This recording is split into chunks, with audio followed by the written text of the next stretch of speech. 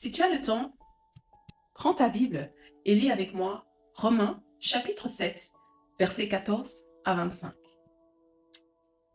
Nous savons en effet que la loi est spirituelle, mais moi, je suis marqué par ma nature, vendu au péché.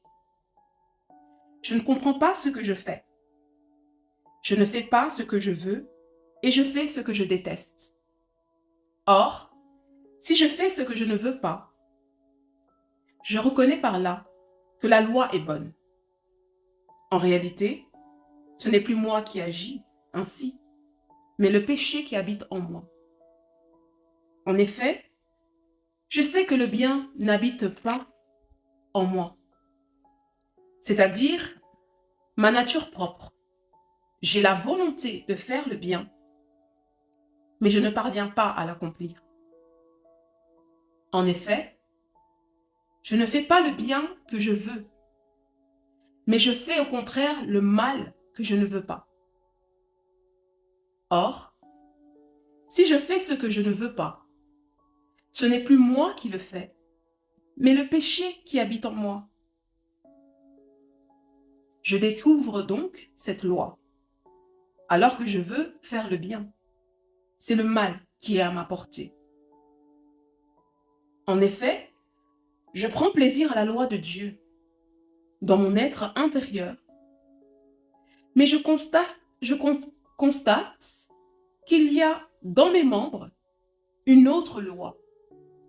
Elle lutte contre la loi de mon intelligence et me rend prisonnier de la loi du péché qui est dans mes membres.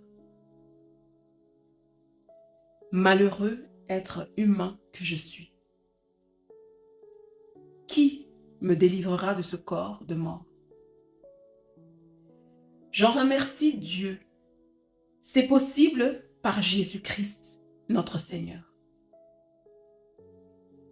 Ainsi donc, par mon intelligence, je suis esclave de la loi de Dieu, mais par ma propre nature, je suis esclave de la loi du péché.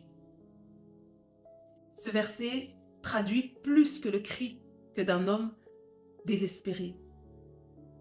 Il définit, il décrit l'agonie d'un tout chrétien ou toute personne qui souhaite absolument lutter contre le péché sans l'Esprit de Dieu. Vouloir le combattre par notre propre force, c'est pas possible. Il est préférable de nous emparer de la ressource que Dieu nous a fournie, le Saint-Esprit. Si